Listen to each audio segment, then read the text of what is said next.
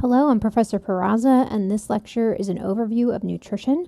We will be covering the 6 classes of nutrients, what a healthy diet is, what health is, different plate visuals, the dietary guidelines, and label reading. These are the specific learning objectives for this module. This module also meets the following course learning objectives. For this lecture, there are 2 free textbooks as your primary reference materials.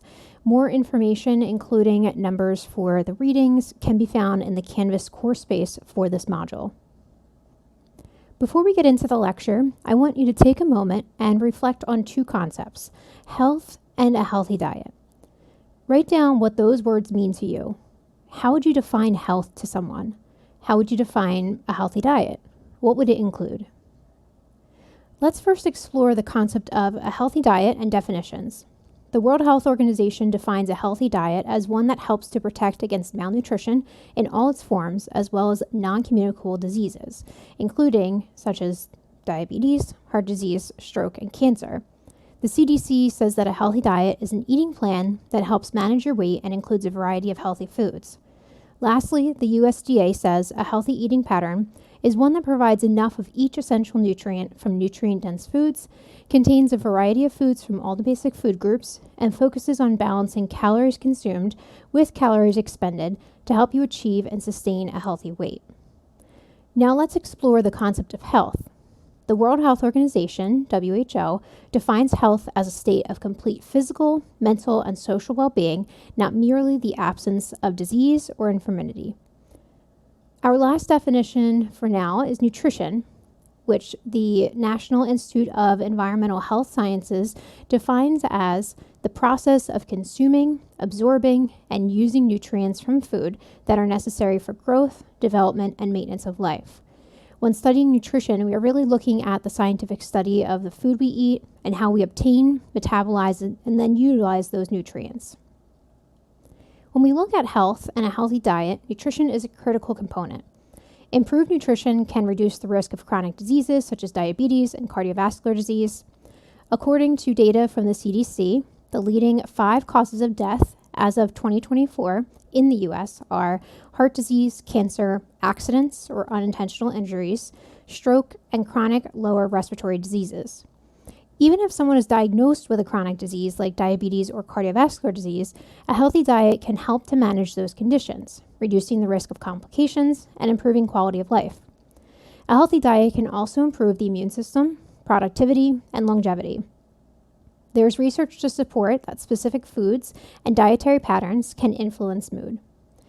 Diet can affect mood via the gut-brain axis, neurotransmitters, and neuroinflammation.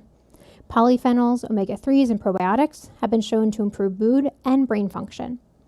The Mediterranean diet has been found to support emotional well-being and cognitive health. Overall, diets rich in fiber, polyphenols, and healthy fats, such as monounsaturated fats and polyunsaturated fats, are associated with improved mood, reduced symptoms of depression, and better cognitive performance. Throughout this course, we will explore how to achieve a healthy diet and the components. These are some broad, overarching characteristics. First is adequacy.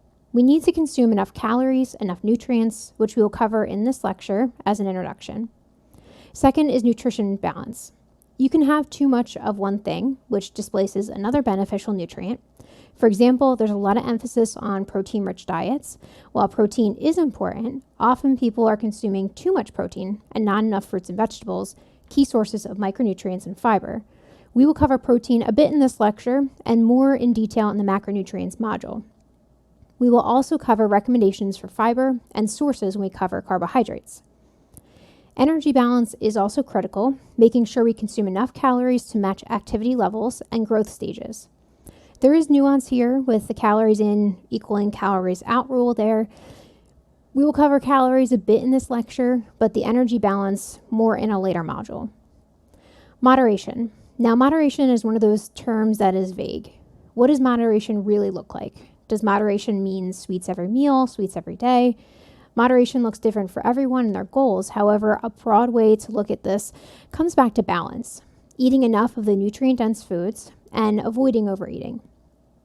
Lastly is variety. This is an important concept as consuming different foods allows us the best chance of getting all the nutrients needed. In this next section, we are going to cover the 6 classes of nutrients, which are key for creating a balanced, well-balanced diet. We will cover each of these nutrients in more detail in this course. This is just a brief overview. The 6 classes of nutrients are broken down into macronutrients, which are needed in larger quantities, and micronutrients, which are needed in smaller quantities. Within the macronutrients classification, we have 3 energy-yielding macronutrients, which are carbohydrates, lipids, and proteins. Water is also considered a macronutrient as we need a large quantity. However, it does not provide us with energy. For the micronutrients, we have vitamins and minerals. They do not yield the energy, but they are still essential for carrying out bodily functions. They help us during energy metabolism, but again, are not a direct source of energy. Over the next few slides, we will do a brief overview for each of these nutrients. Carbohydrates are molecules composed of carbon, hydrogen, and oxygen. Carbohydrates can be classified as simple or complex. Simple carbs or simple sugars include sucrose or table sugar and glucose, which is the sugar circulating in your bloodstream. Complex carbs include fiber, starch, and glycogen.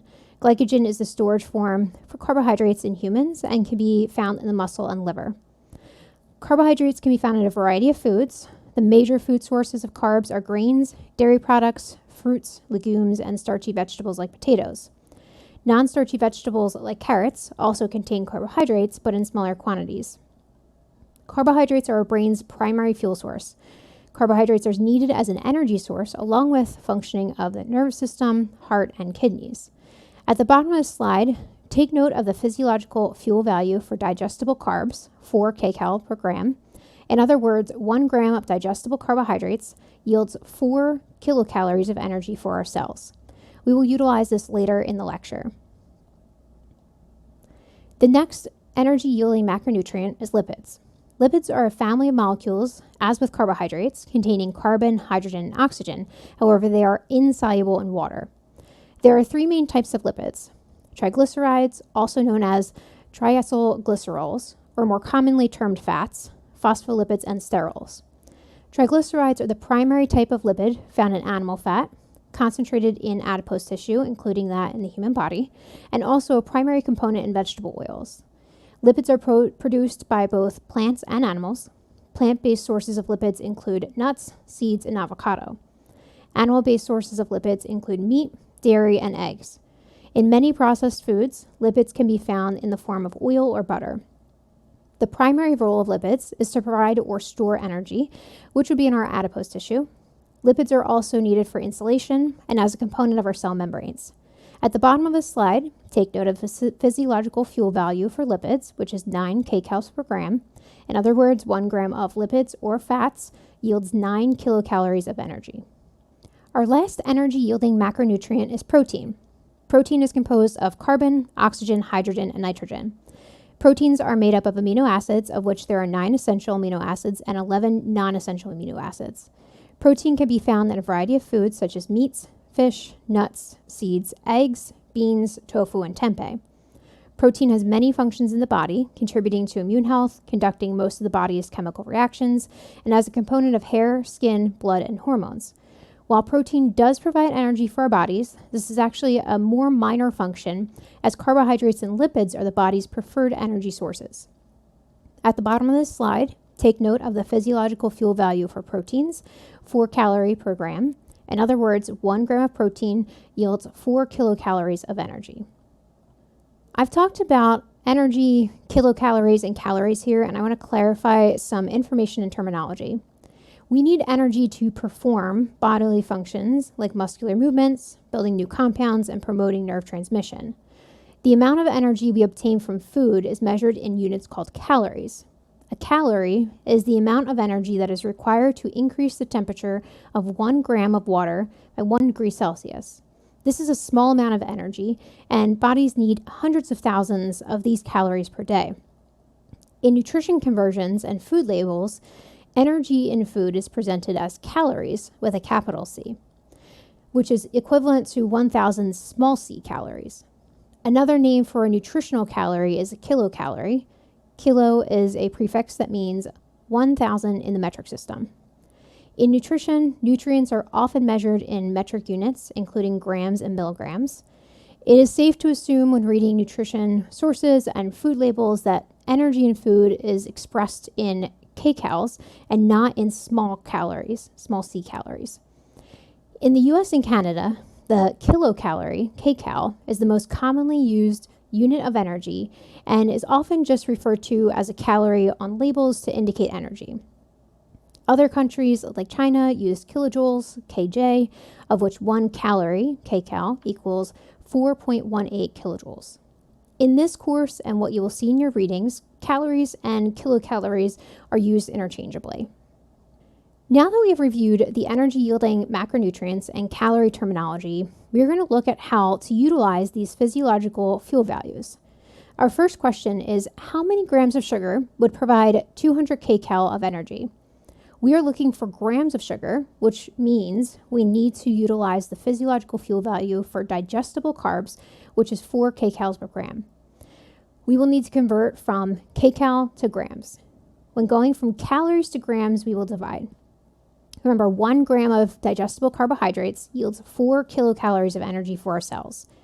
We cancel out the original units, which are the calories, and are left with the desired units, or grams. Basically, this means we divide 200 kcal by 4 kcals per gram to get the total grams of sugar. Take a minute and find the answer. The final answer is 50 grams. 50 grams of sugar would provide 200 kcal of energy.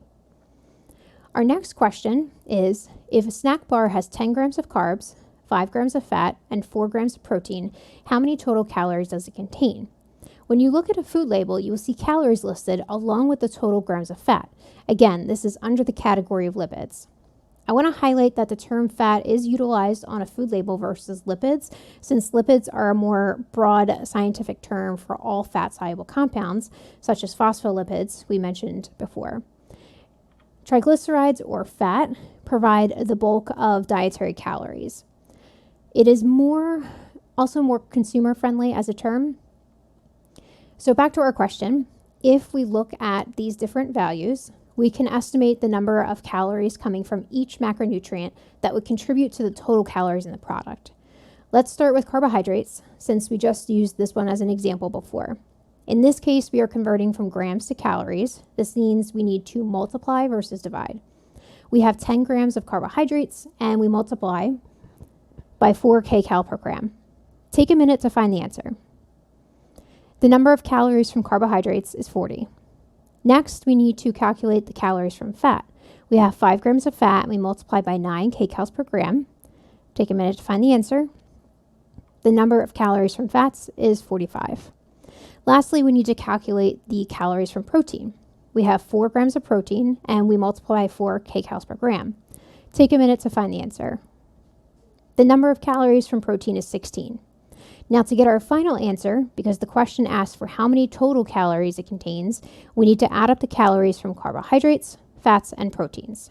We add 40 calories from carbohydrates, 45 calories from fats, and 16 calories from protein. Our final answer is 101 calories. We covered the energy-yielding macronutrients. Next, we will briefly cover water, which is the macronutrient needed in the largest quantity. Remember, it is not energy-yielding and does not provide calories. Water is composed of 2 hydrogens and 1 oxygen per molecule. More than 60% of total body weight is water. Without water, we would not be able to transport anything in our body. Chemical reactions would not occur, and our body temperature would fluctuate widely. Water can come from a variety of sources, including both foods, such as watermelon and cucumber, and beverages, such as plain water, juice, or milk. We will discuss water and fluid needs later in this course, but if you're curious, coffee does count towards daily fluid recommendations. Now that we've covered the macronutrients, let's review micronutrients, which includes vitamins and minerals. Vitamins help to enable chemical reactions in the body. They help us to release the energy in macronutrients. However, they do not directly provide energy. Vitamins are organic nutrients that are categorized based on their solubility in water. The water-soluble vitamins are vitamin C and all the B vitamins.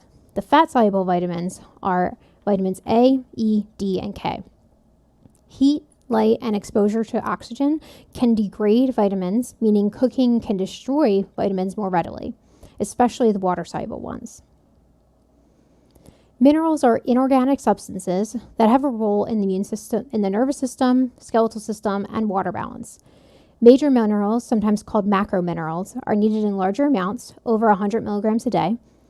Major minerals include calcium, magnesium, potassium, sodium, phosphorus, chloride, and sulfur. Trace minerals are those needed in quantities of less than 100 milligrams. The trace minerals include molybdenum, selenium, zinc, iron, iodine, copper, manganese, fluoride, and chromium. Minerals are more resistant to heat, light, and oxygen exposure. Minerals are not destroyed in cooking, but can leach out into water, which is why steaming is preferred versus boiling. We've talked a bit about nutrients. We're going to shift and talk about what influences our food choices. Before I go into this slide more in detail, I want you to consider what factors influence your food choices. Some factors include food preferences, psychological needs, culture, social interactions, lifestyle, routines, sleep, food cost, food availability, knowledge, food marketing, and income. Consider sleep. Inadequate sleep has been associated with increased calorie intake and irregular eating patterns. Sleep disturbances affect levels of hormones associated with appetite regulation and metabolism. When we look at food availability, access to fresh fruits and vegetables may be limited in remote areas. There may also be more convenience items and fast food options. Your habits and routines may be ones you've had for a while. It takes time to recognize different patterns you have, like skipping lunch and grabbing chips to then adjust. The culture in which one grows up affects how one sees food in daily life and on special occasions. The social meanings of food affect what people eat, as well as how and when. Special events in our lives, from birthdays to funerals, are commemorated with equally special foods. The media greatly influences food choice by persuading consumers to eat certain foods. How many commercials do you see for restaurants, fast food establishments, or dessert options? How many do you see for fruits and vegetables? Your emotional state can also influence habits. When stressed, some people tend to overeat, while others find it hard to eat at all. We are going to talk about metabolism and how energy is regulated in the body, but since we are discussing factors involved in food choices, I want to review hunger and appetite. Our daily food intake is a mix of our need to satisfy hunger and social and psychological needs. Hunger is the physiological need for food. You've gone for a period of time without eating, your stomach starts to grumble, you start to search out food. Hunger is our need to eat. The stomach is the main organ that produces and secretes the hunger hormone, ghrelin, the only gut hormone found to increase hunger. Ghrelin levels are high before a meal and fall quickly once nutrients are absorbed. Hunger and also satiety, which is the feeling of being full or satisfied, are regulated by the hypothalamus in the brain. After you eat a meal, the stomach stretches and sends a neural signal to the brain, stimulating the sensation of satiety and relaying the message to stop eating. There are many hormones that are associated with satiety, which we will cover later. Appetite is the psychological desire to eat. Appetite and food choice depend on many factors, like we just discussed. We've talked a bit about some components of a healthy diet, including nutrients and factors influencing food choices. Next, we are going to cover different standards and guidelines for reference with different nutrients. First, we are going to look at the Dietary Reference Intakes, DRIs, which is the general term for a set of reference values used to plan and assess nutrient intakes of healthy people. These values vary by age and sex. The DRIs are set forth by the Food Nutrition Board of the National Academies of Sciences, Engineering, and Medicine. DRIs provide the scientific basis for nutrition professionals, governments, and non-governmental organizations to carry out activities such as developing nutrition labels, developing dietary guidelines and food guides, ensuring food and supplements contain safe levels of nutrients, creating patient and consumer counseling and educational programs, assessing nutrient intake, and monitoring the nutritional health of the population. Values relating to meeting nutritional requirements are EARs, EERs, RDAs, and AIs. Values for preventing excessive intake are the ULs. The values for reducing risk of chronic disease are the Chronic Disease Risk Reduction Intake and AMDRs. Limitations.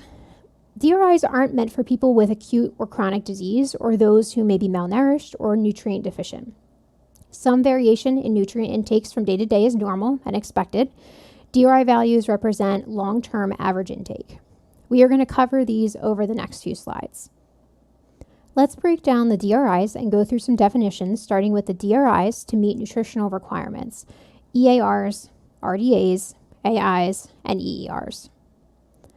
Estimated average requirements are the average daily level of intake estimated to meet the requirements of 50% of healthy individuals. The EARs are usually used to assess the nutrient intakes of groups of people and to plan nutritionally adequate diets for them. The EARs can also be used to assess the nutrient intakes of individuals. EAR values, by definition, do not fulfill the needs of half of the population, so they are not used for consumer advice. EAR values are the scientific foundation for RDAs. To develop the EAR, a committee of scientists evaluates the research on that nutrient and chooses a specific bodily function as criterion on which to base it. For example, the EAR for calcium is set using a criterion of maximizing bone health, because this is quantitatively one of the most important functions of calcium, and the effects of different levels of calcium intake on bone health can be measured. The EAR for calcium is set at a point that will meet the needs with respect to bone health of half of the population. Recommended dietary allowances are the average daily level of intake sufficient to meet the nutrient requirements of nearly all, 97 to 98%, healthy individuals. The RDAs are often used to plan nutritionally adequate diets for individuals. Generally, the RDA as a guideline is adequate for most people. To determine a personal requirement for a nutrient, a blood test is necessary. You may be consuming less than the RDA for calcium, but this does not automatically mean that your body is deficient in calcium and that you're definitely going to end up with osteoporosis, because your individual calcium requirement may be less than the RDA. However, since you probably don't know your individual calcium requirement, the RDA is a good target amount for consumption, and the more your intake drops below the RDA, the greater your risk of later developing osteoporosis. RDAs are used in food and supplement labeling guidelines for consistency. Adequate intake is the level that is assumed to ensure nutritional adequacy. An AI is established when evidence is insufficient to develop an RDA. AIs can be used as nutrient intake goals for a given nutrient. The AI is based on observing healthy people and seeing how much of the nutrient in question they are consuming. Estimated energy requirements are the average dietary energy intake that is predicted to maintain energy balance in an adult of a defined age, sex, weight, height, level of physical activity, and life stage consistent with maintaining health. For adults, the EER is meant to be a caloric intake that maintains energy balance, meaning that it won't cause weight loss or gain. For children, the EER includes the energy needed for normal growth. For pregnant or lactating women, it includes energy needed for the development of the fetus and other pregnant requirements or for milk production. Next, we are going to look at the DRI to prevent excessive intake, ULs. The tolerable upper intake levels are the maximum daily intake unlikely to cause adverse health effects. The UL is not a nutrient goal. ULs indicate the highest continuous intake of a nutrient that is considered safe. This is based on the combination of foods, water, supplements, and fortified foods. Reaching the UL for a nutrient by eating food is unlikely. The primary concern is with dietary supplements. Next, we are going to look at the DRIs for reducing chronic disease risk. Chronic disease risk reduction intake is set specifically for sodium. There is sufficient evidence to characterize the relationship between sodium intake and risk of chronic disease. A CDRR was issued for sodium using evidence of the beneficial effect of reducing sodium intake on cardiovascular disease risk, hypertension risk, systolic blood pressure, and diastolic blood pressure. Reductions in intakes that exceed the sodium CDRR are expected to reduce chronic disease risk within the apparently healthy population. For individuals aged 14 and older, the CDRR recommendation is to reduce sodium intakes if above 2,300 milligrams a day. There is also an established sodium CDRR for children ages 1 to 13. The effect of sodium intake on blood pressure that was used to inform the sodium tolerable upper intake level, UL, established in the 2005 DRI report, is part of the evidence base that informed the CDRR. Most U.S. and Canadian populations consume sodium above both the AI and CDRR values. Reducing sodium intake has a greater effect on adults with hypertension than on adults with normal blood pressure, but the benefits of reducing sodium intake towards toward the sodium CDRR or below apply to both groups. The acceptable macronutrient distribution range values were set for carbohydrate, fat, omega-6, and omega-3 polyunsaturated fatty acids, and protein.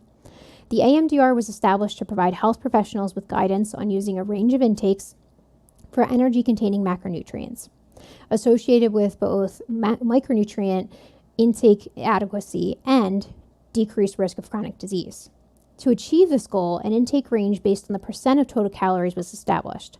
Carbohydrates, 45 to 65% for children 1 to 18 years old and adults. Fat, 20 to 35% for adults, 20 to 35% children 4 to 18 years old, 30 to 40% children 1 to 3 years old. There's also an AMDR for omega-3 and omega-6. We will cover this later. Protein, 10 to 35% adults, 10 to 30% children 4 to 18, 5 to 20% for children 1 to 3 years old. There are some concerns with the AMDRs.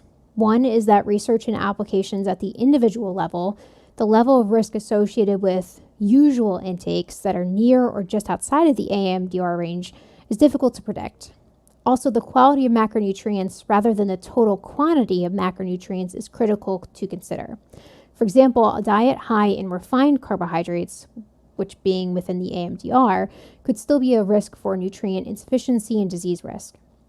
For carbohydrates, the type matters, whether refined or unrefined, along with structure, simple or complex, and fiber content. For proteins, the amino acid profile should be considered, as in distribution of essential versus non-essential. For fats, saturated fatty acids, monounsaturated fatty acids, polyunsaturated fatty acids, essential fatty acids, and potentially cholesterol and other sterols should be considered and are not explicit within the AMDR ranges. For now, the AMDR values are still applicable. However, it is recommended to consider the limitations and also aim for the DRIs discussed already for dietary assessment and planning, since there isn't an alternative to the AMDRs. Let's review an example of how to use the physiological fuel values within the AMDRs.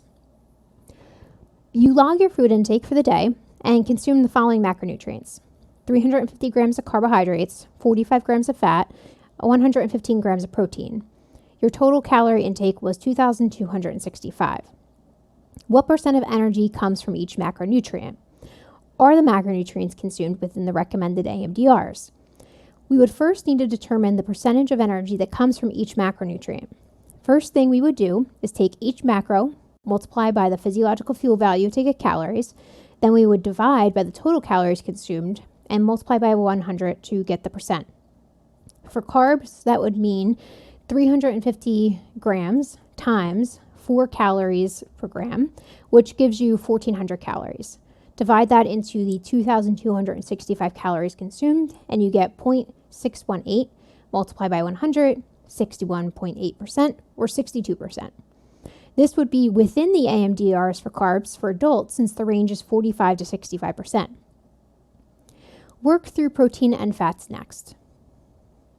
For fats, we have 45 grams consumed. We need to multiply by the physiological fuel value of 9 kcals per gram to get calories. This gives us 405 calories. Divide that into the 2,265 calories consumed. We get 0.178. Multiply by 100, and this equals 17.8% or 18%.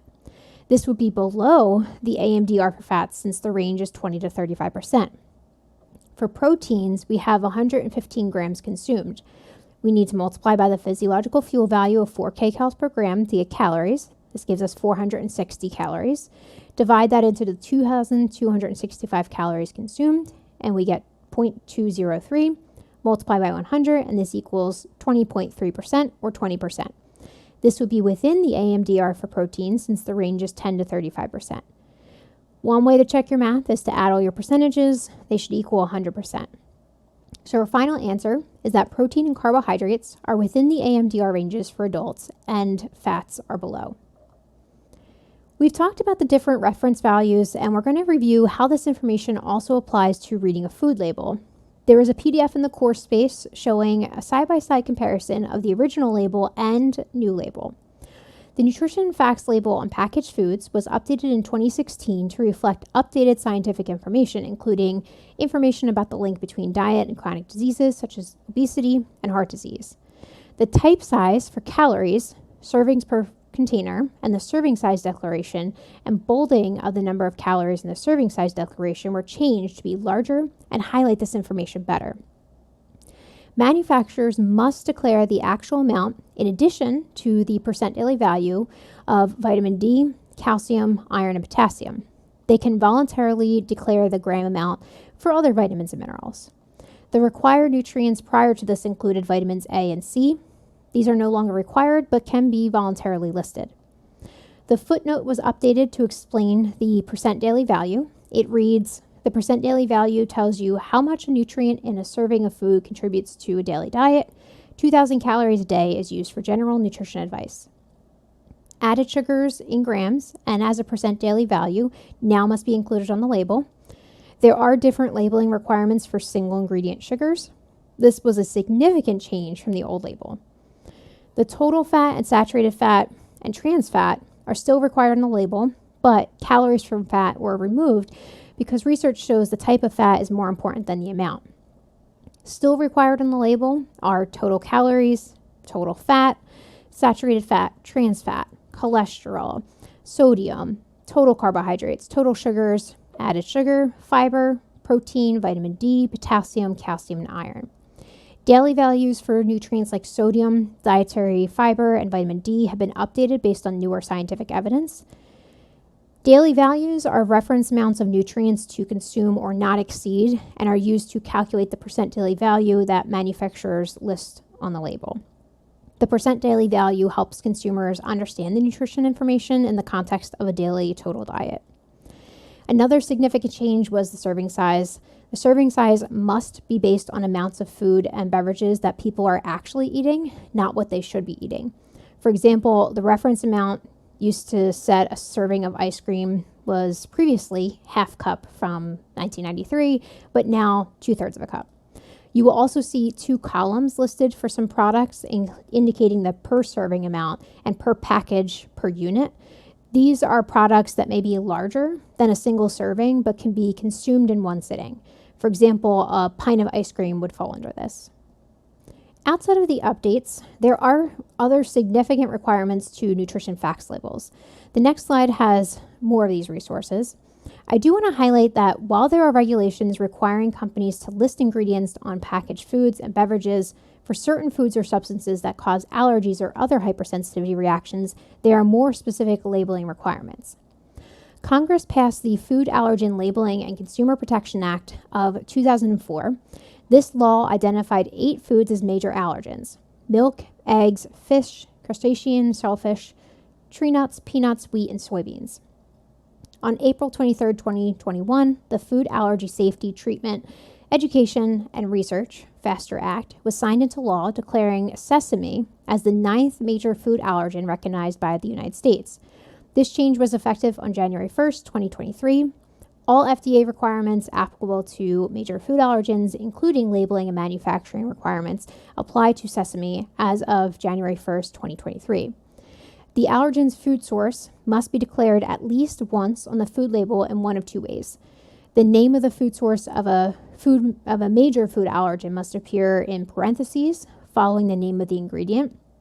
Examples: lecithin, soy; flour, wheat; and whey, milk, or immediately after or next to the list of ingredients in a contains statement. Example: contains wheat, milk, soy. The gluten-free labeling of foods final rule was issued August 2nd, 2013 to help consumers, particularly those with celiac disease, to know if a product that says it's gluten-free is actually gluten-free. Gluten is a mixture of proteins that occur naturally in wheat, rye, barley, and crossbreeds of these grains. Gluten-free is a voluntary claim that can be used by food manufacturers on food labels if they meet all the requirements of the regulations. As one of the criteria for using the claim gluten-free, the FDA set a limit of less than 20 parts per million for the unavoidable presence of gluten in the foods that carry this label.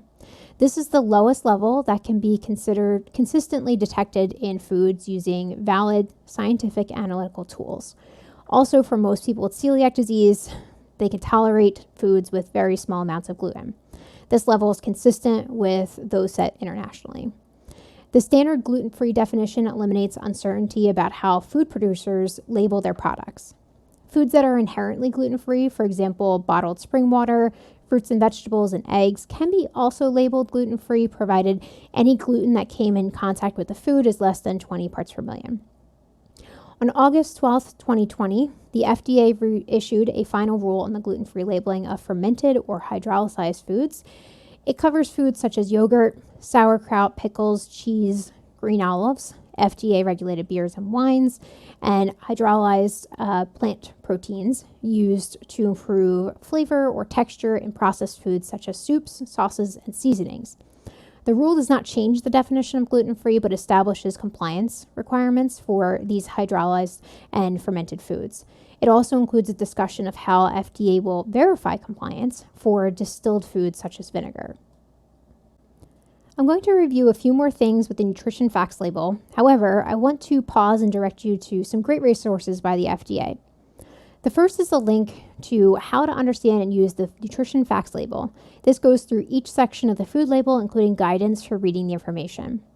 The second link, labeling and nutrition guidance documents and regulatory information. This is a ton of information and links to learn more about the food label, packaging requirements, labeling claims, food standards, allergens, and more. The What's on the Nutrition Facts label link goes through the current nutrition facts label and discusses the updates. There's also a PDF download of this in the Canvas course base. The serving size on the nutrition facts label page goes through what serving sizes are and how to apply them.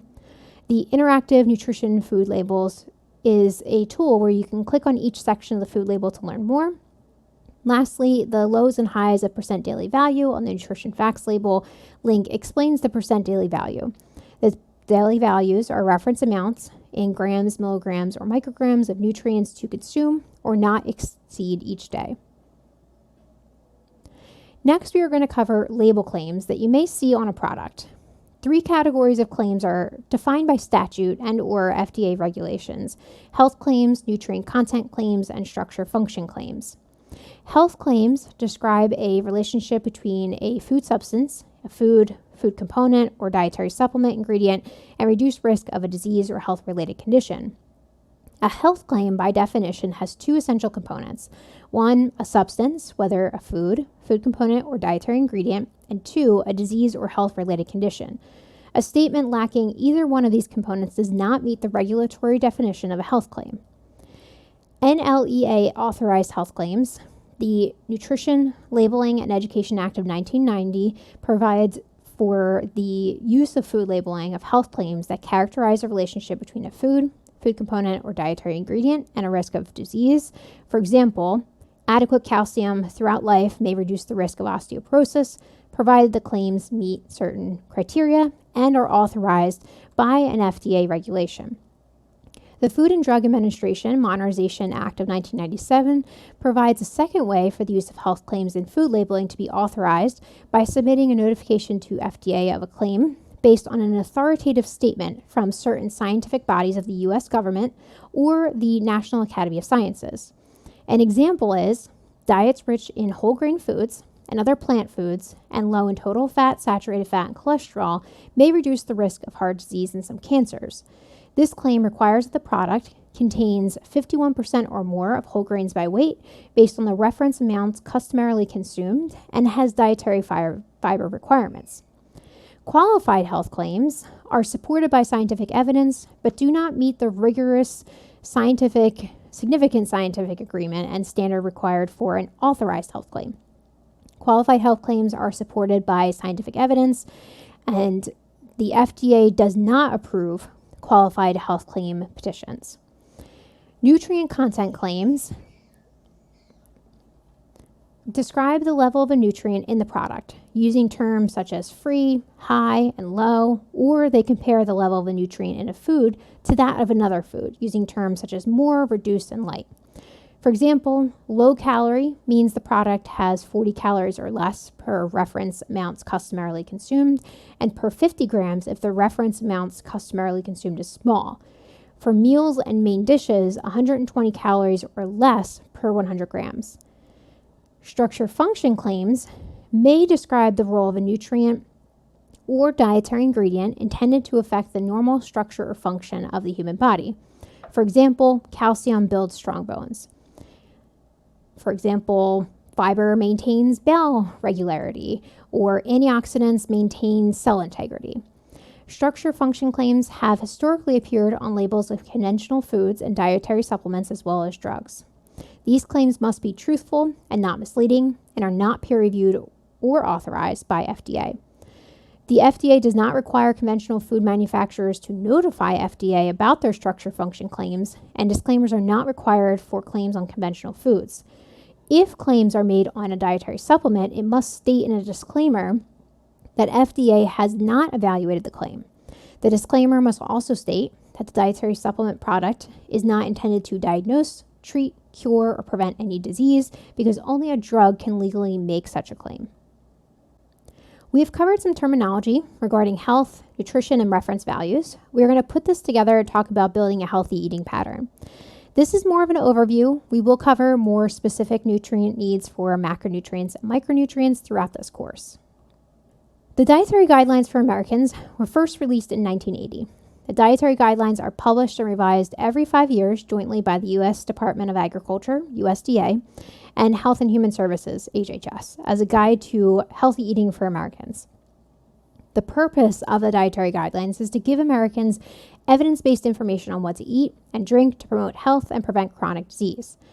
The 2020-2025 DGAs emphasize the following topics: follow a healthy diet pattern at every life stage, customize and enjoy nutrient-dense foods and beverage choices to reflect personal preferences, cultural traditions, and budgetary considerations, focus on meeting food group needs with nutrient-dense foods and beverages and stay within calorie limits, limit foods and beverages high in added sugars, saturated fat, and sodium, and limit alcoholic beverages. The 2025-2030 DGAs include the following key messages: eat the right amount for you, prioritize protein foods at every meal, consume dairy, eat vegetables and fruits throughout the day, incorporate healthy fats, focus on whole grains, limit highly processed foods, added sugars, and refined carbs, limit alcoholic beverages. The 2025-2030 DGAs have significantly differed from prior years. The new edition is 10 pages long compared to prior guidelines being well over 100. The 2020-2025 document was 164 pages. There are additional documents available, which I link on the next slide. The new DGAs emphasize full-fat dairy and red meat, which contradicts not only previous guidelines, but also scientific reports and research studies. There are also contradictions within the document itself. For example, the message from the secretaries notes issues with highly processed foods being high in refined carbs, added sugars, excess sodium, and unhealthy fats. On the following pages of the same document, salt is noted as a way to flavor foods if preferred. Red meat and full-fat dairy are also prominent in the guidelines and support sporting visuals and are high in saturated fat. The guidelines later state that saturated fat should not exceed 10% of total daily calories. Healthy fats are also noted to be olive oil, but then butter and beef tallow are included. Research indicates that replacing saturated fat with unsaturated fat reduces risk of cardiovascular disease. There is vagueness in the 2025-2030 guidelines. Limiting consumption of alcohol is recommended, but without a specific number of standard drinks, as in the 2020 DGAs. The new guidelines increase recommended protein intake to 1.2 to 1.6 grams per kilogram body weight, much higher than the RDA of 0.8 grams per kilogram. The cited research for this change was the following studies in the appendix of the Scientific Foundation for the Dietary Guidelines for Americans document. A 2018 study done on healthy adults who were engaged in resistance exercise training, a 2018 study on red meat and processed meat consumption and breast cancer that found consumption of processed meat but not red meat may increase the risk of breast cancer, a 2021 study that found higher risk of colorectal, colon, rectal, lung, and renal cell cancers were observed with high total red and processed meat consumption. A 2025 study that found this meta-analysis provides robust evidence that high consumption of red and processed meats is significantly associated with an increased risk of colorectal, colon, and rectal cancers. These findings reinforce current dietary recommendations advocating for the limitation of red and processed meat intake as part of cancer prevention strategies. The Scientific Foundation for the Dietary Guidelines for Americans document also includes a list of subject matter experts and their financial relationships, including many from the Beef Association, Beef Council, American Dairy Science Association, National Dairy Council, and National Pork Board. This document also shows the Dietary Guidelines Advisory Committee recommendations and which were implemented in the 2025 to 2030 DGAs, less than half. With the new guidelines, MyPlate, which we will explore next, was replaced with the new pyramid. Major concerns include the disproportionate emphasis on meat and other animal-based foods, shifting from research that shows diets rich in plant-based foods to lower the risk of chronic disease. Here are some additional resources for more information on the 2025-2030 DGAs. Dietary Guidelines for Americans is the 10-page document for the 2025-2030 guidelines. This includes a visual for the new pyramid. Daily Servings by Calorie Level is a 3-page document with information on daily servings by calorie level based on the new guidelines. The Scientific Foundation for the Dietary Guidelines for Americans appendices is a 444-page document with about 56 studies noted. The Scientific Foundation for the Dietary Guidelines for Americans is 90 pages, with the bulk of the studies, 289 from the committee I noted previously. Let's do a quick recap on the USDA visuals. The USDA released the Basic 7 Food Guide in 1943.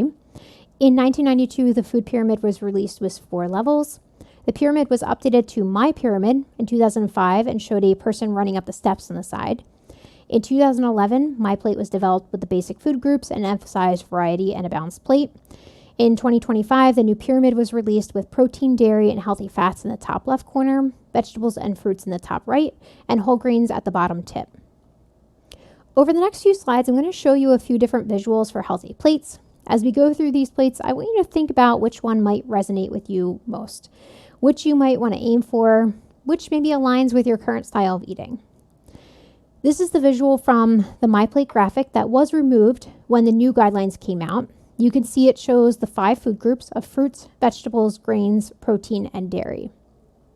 The MyPlate website and visual was removed when the new guidelines came out. In place of this, a website called myplate.food was launched to independently keep the format alive and allow access to different nutritional tools for the public. This myplate.food shows fruits, vegetables, whole grains, healthy proteins, water, and healthy oils. There's also a person at the bottom, and it says stay active. Produce gets the largest visual emphasis, reinforcing the core MyPlate message to make half the plate fruits and vegetables. The grain section highlights whole grains, matching the MyPlate advice to make at least half of grain choices whole grain. Fish, poultry, beans, nuts, and other protein foods are shown together, so the plate reads as variety, not a single default protein. The handout encourages water, tea, or coffee with little or no sugar, while limiting dairy, juice, and sugary drinks. The side notes add 2 practical healthy eating plate ideas people ask about often, using healthier oils and stay active. The Institute for Family Health has a series of different healthy plates for diabetes management and other conditions. The first visual is of the Healthy American Plate with 1/4 of the plate starch, 1/4 protein, half vegetables, and water. There's also a small section with a question mark that says fruit or dairy and to ask your nutritionist. Here's an example of a West African plate. Again, we could see 1/4 starch, 1/4 protein, and then half vegetables with a visual of water on the side. For the planner visual, they also have on the website, it encourages 1 starch, 1 cup, with examples like cassava, cornmeal, fried plantains, and rice. Pick 1 protein, 4 ounces, which includes examples like black-eyed peas, fish, and peanut soup. Picking 2 or more vegetables, 2 cups, which includes examples like pumpkin, okra, and broccoli. And lastly, an optional fruit or dairy at 1 small piece or 1 cup with examples like mango, orange, or plain light yogurt. Here's an example of the Mediterranean diet food pyramid from Old Ways. The top includes meats and sweets, saying eat less often. Next is poultry, eggs, cheese, and yogurt, saying eat moderate portions daily to weekly. Next is fish and seafood, saying Eat often, at least 2 times per week. Next is fruit, vegetables, whole grains, legumes, nuts, beans, seeds, healthy oils, herbs, and spices, saying base every meal on these foods.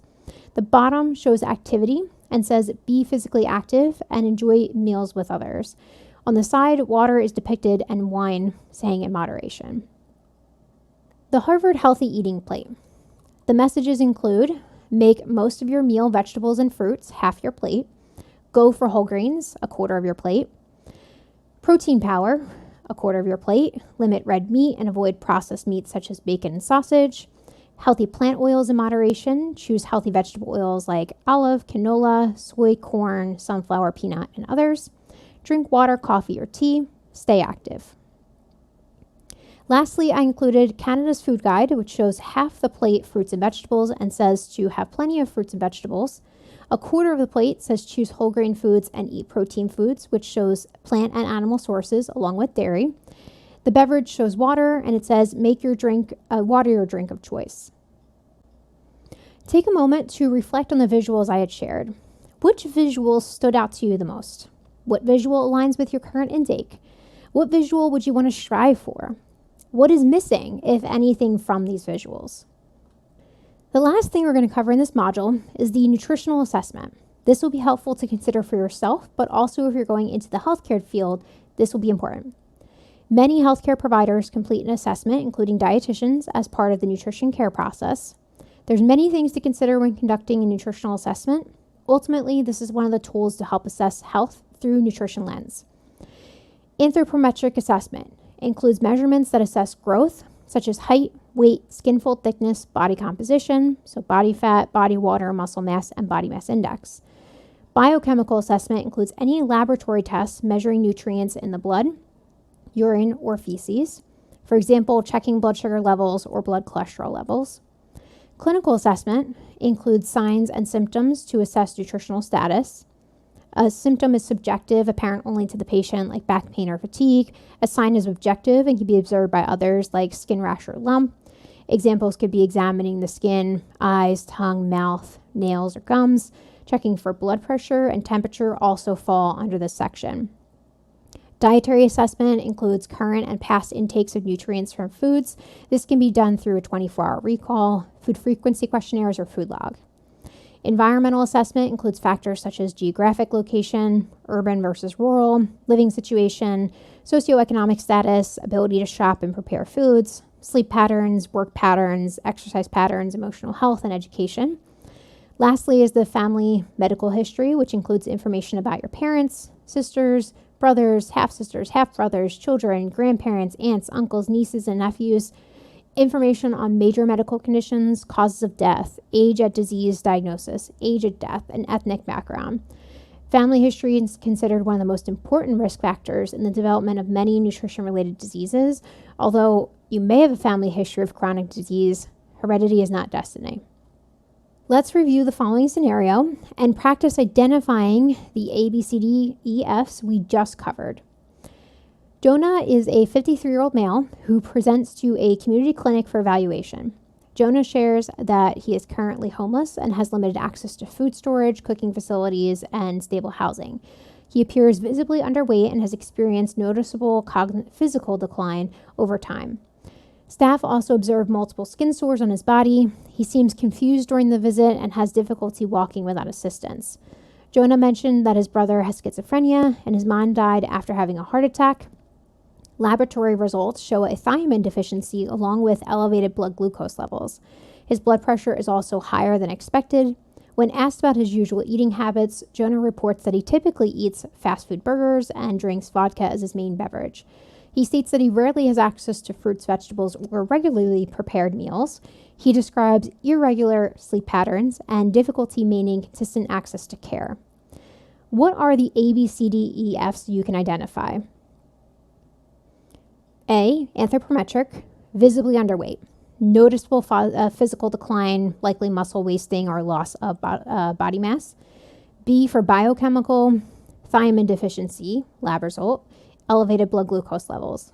C, clinical, multiple skin sores observed, confusion during visit, possible neurological impairment, thiamine deficiency related, difficulty walking, impaired mobility, visible signs of physical decline, elevated blood pressure. D, dietary, primarily consumes fast food burgers, drinks vodka as main beverage, limited intake of fruits, vegetables, and nutrient-dense foods, irregular access to consistent meals, likely poor dietary quality. E, environmental, currently homeless, limited access to food storage and cooking facilities, lack of stable housing, limited access to consistent health care, irregular sleep patterns, structural barriers to obtaining adequate nutrition. F, family history, brother diagnosed with schizophrenia, mom deceased due to heart attack, and family history of severe mental illness and cardiovascular disease. What concerns stand out in Jonah's family medical history would be the brother diagnosed with schizophrenia, mom deceased due to heart attack. What would you identify as the most urgent priorities for intervention? Could be immediate medical concerns, so confusion, mobility impairment, thiamine deficiency, risk for Wernicke-related presentation, and possible malnutrition.